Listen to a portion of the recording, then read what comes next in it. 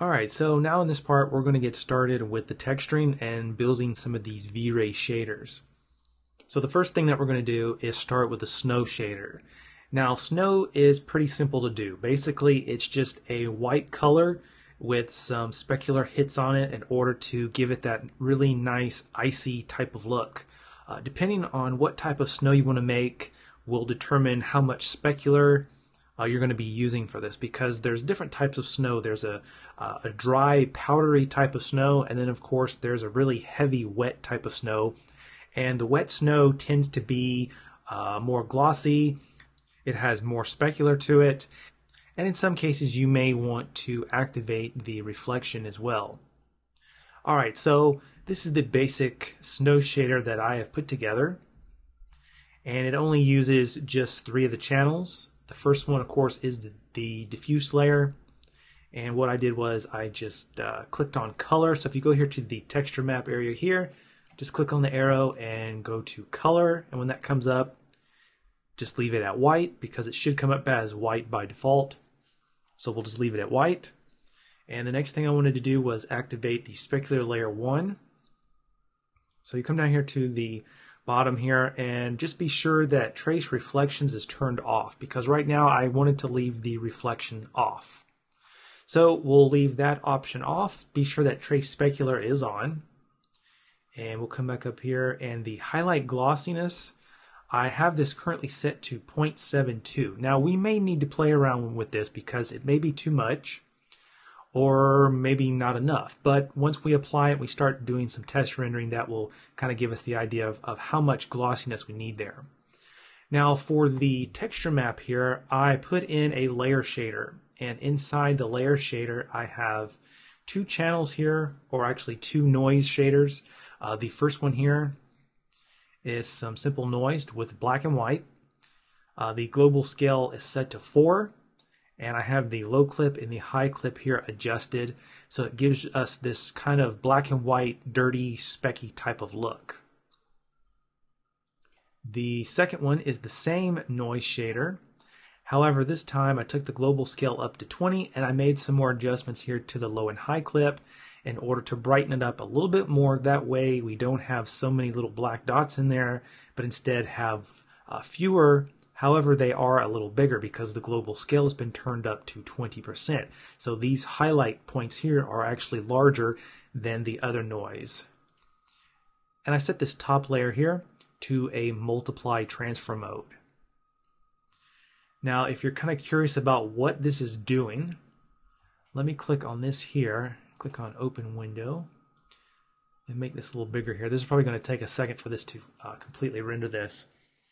But if we look at this, once it renders, you're going to see right here in this area where the highlight is, you can see we're picking up little tiny small little specular highlights. So that's the whole point of using the noise inside the specular layer transparency option here, to use it there.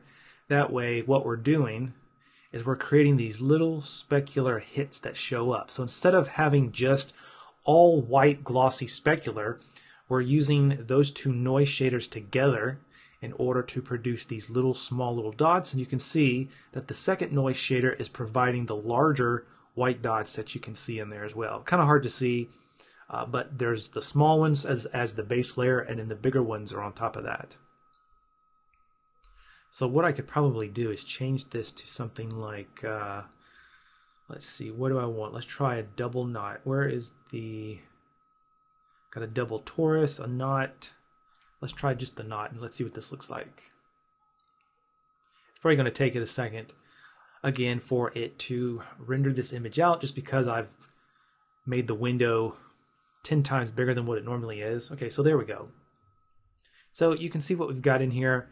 A lot of specular hits across here, and right in that little area right in there in the shadow, you can see it's picking up the specular hits to give it kind of like an icy type of look.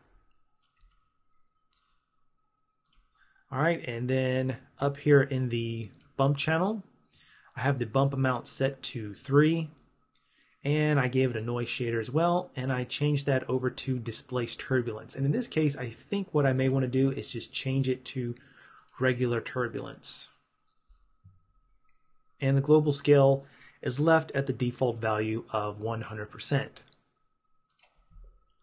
All right, so let's test this out, and let's unhide the snow here, and let's find something to test this out on. So what I'm going to do is let's try it on this over here by the door, by these two sliding glass door windows here, and let's see exactly how this snow is going to react. So what I want to do is I'm just going to hold down Shift as I select these in the viewport.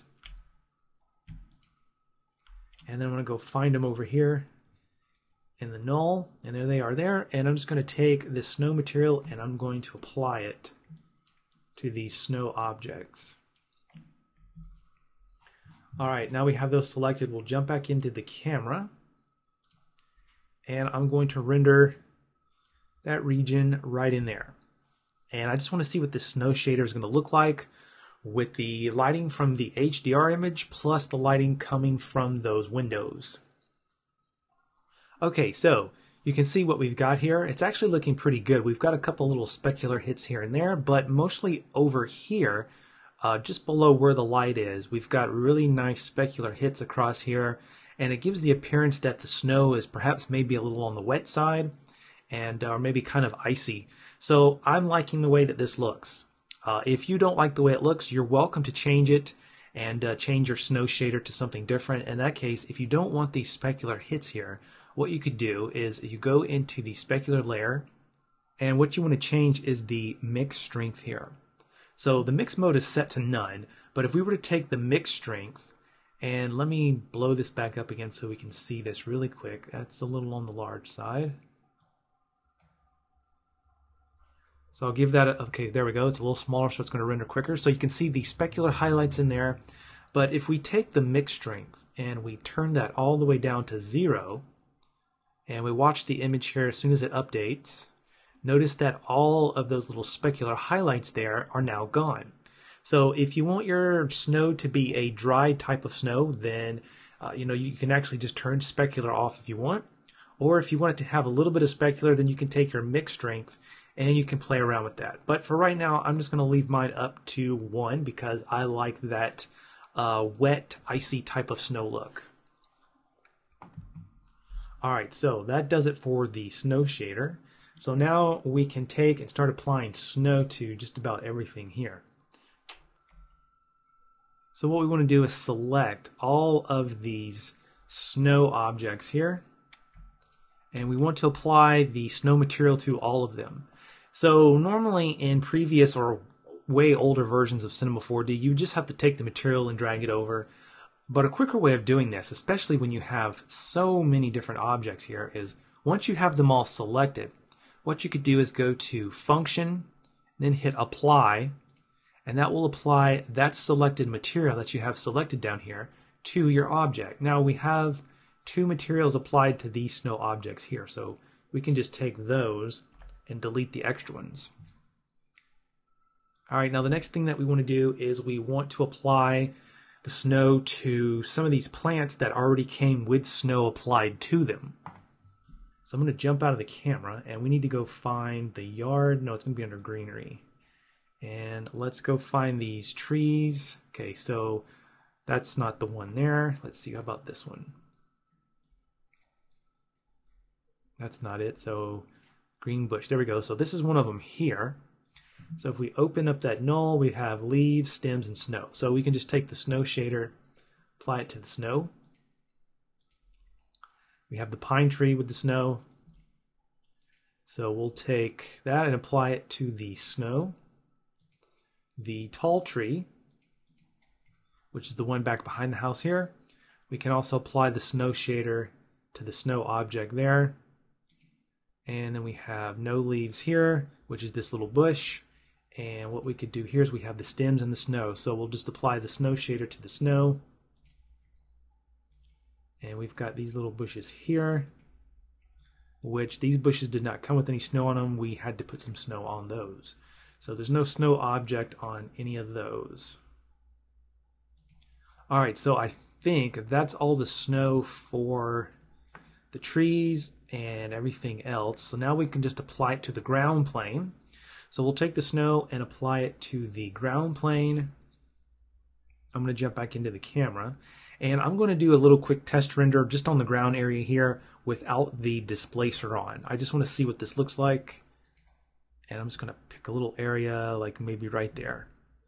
So you can see we're picking up a lot of highlights here. It looks okay, but perhaps maybe we might want to turn it down just a little bit. I really like the specular look of it, but the issue is that it almost looks as though it's kind of like really icy. Like the top layer of snow has somehow solidified and it has become rather slippery to walk on. So we'll come back and address that after a while. What I want to do now is turn the displacer on and render that same region again. Now one thing that we could do is we could select the ground plane and go get our brush tool again, and then we could just use the brush just to kind of go in and maybe make a small couple little bumps here and there on the ground, just to kind of help out with selling the idea that it's not exactly all flat. Alright, so the displacer appears to be kind of helping out, but I think I may want to go back and take the brush tool and kind of maybe make some adjustments to it. But you can tell that the displacer is making a little bit of a difference there, especially around the area here of the tracks. You can see that it really doesn't look as flat as it did before. Alright, so I'm going to turn that off. Alright, so now what we want to do is we want to apply a shader to the door that's going to give it the appearance, or these windows down here along the bottom, and maybe even some around the top, but mostly the bottom. And it's going to give the appearance that some of the snow has perhaps maybe blown up against the bottom of the door, and it's kind of like stuck to the ice that's on the door, and we kind of have like this pattern of snow that's kind of built up on these windows a little bit.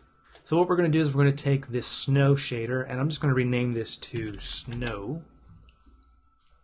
and I'm going to control click and drag over to duplicate it, and I'm going to rename this to window snow.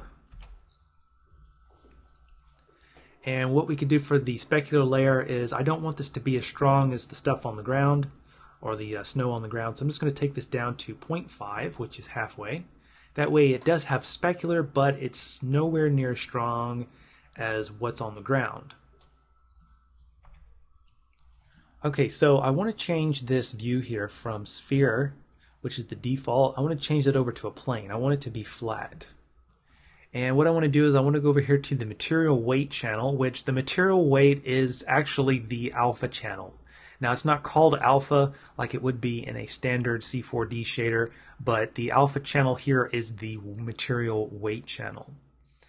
Okay, now if you open up the texture folder that you downloaded along with the scene file that I provided for you, if you open up the text folder, there is an image in there called Snow Alpha. So what we want to do is we want to load this Snow Alpha image into the weight channel. So what you could do is you could just click on the load button here, or go here and click on load image. But for me, I've just kind of developed a habit of just kind of taking the material here and dragging it up here, just like that. Alright, now you can see what we've got over here is we've got this kind of like a dirt look, but this is actually going to be white when it shows up. I know it looks kind of dark and gray, but when it shows up it's going to be white because the diffuse layer here is white. Okay, so we can take this and apply it to this glass here. So I'm going to jump out of the camera and let's see how well this works. Sometimes using V-Ray here inside of Cinema 4D, there's a couple of setbacks and a couple of problems, and it's not necessarily the fault of the guys who wrote V-Ray for Cinema 4D.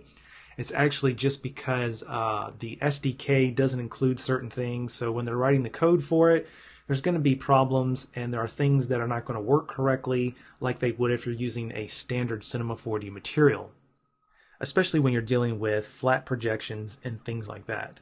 So what I'm going to do is I'm going to find the glass. Okay, so there it is there. And we want to take this material here and apply it over as the second material. And it's currently set to UVW mapping, so I really have no idea what that's going to look like. So let's try flat. And what we want to do is we want to take click on the window here, and we want to use the axis center to center the axis over here to the door or to this window pane. So the way we could do that is just go to the axis center, but to get to it you're going to need to go to Mesh, Axis Center, and you can just hit the first one here and that'll bring this up. And when it comes up, all you have to do is just click Execute, and now that has been centered over to there. And we could probably do the same thing with that window there. Hit Execute, hit the third one, Execute, and that's probably all we're going to need to do for right now. We'll come back and do the other ones later. So we're going to click on the window number 1, and this here is set to flat projection. And we're going to come up here and click on the texture axis tool. So we'll click on that and notice that we have this has been pushed way down there, so we need to move this over to here. And this is going to be projecting this texture in the +Z direction. So right now this needs to be moved over here. Pull it up, and it needs to be rotated. So let's grab the rotate tool. I'm going to hold down Shift, and we're going to rotate 90 degrees. And then we're just going to move it into place. Now, more than likely, we may need to find a different view here. That's right. Let's go with left.